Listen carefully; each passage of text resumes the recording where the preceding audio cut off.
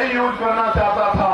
लेकिन मुखौटे तो उतारने पड़ेंगे, बिना मुखौटे उतरे काम नहीं चलेगा। मैं जो मंचासी हमारे नेता उनको भी बताना चाहता हूं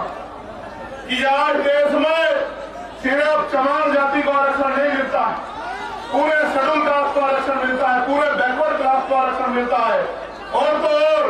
कई सारे मैं देश भर में घूमता हूं, क्षेत्रीय आधार पे तो सामान्य जाति के लोगों को भी हिमाचल में, जम्मू कश्मीर में, उत्तराखंड में आरक्षण का लाभ मिलता है। और तो और 2019 से ईडब्ल्यूएस के जरिए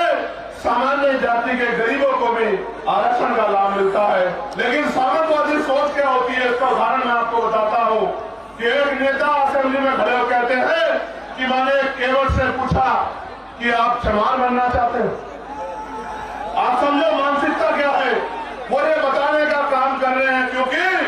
निषाद समाज के लोग ये मांग कर रहे हैं कि उनको शेड्यूल कास्ट में रखा जाए, तो वो ये बताने का काम कर रहे हैं कि जो आरक्षण लेता है वो चमार बन जाता है। और मैं उन नेताजी को और उनके बड़े नेताजी को कहना चाहता हूं मन से,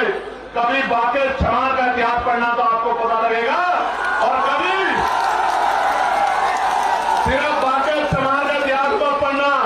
कभी चमार रेजिमेंट का इतिहास पढ़ना तो आपको पता लगेगा कि हमारे शौर्य का, कि बहुजन समाज में शौर्य कितना। मैं तो बार बार कहता हूं कि बना के देखो, अहिर रेजिमेंट बना दो,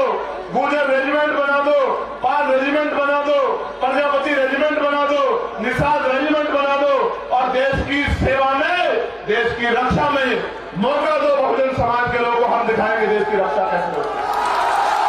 बनाओ मौर्य रेजिमेंट, बनाओ साके रेजिमेंट, बनाओ कुर्मी रेजिमेंट, अगर आपका हिम्मत है बनाओ पटेल रेजिमेंट, और दोनों का हम बताएंगे हमारे अंदर कितनी क्षमता।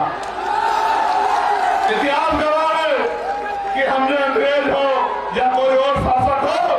किसी के आगे घुटने नहीं टेके, इतिहास बात का गवाह।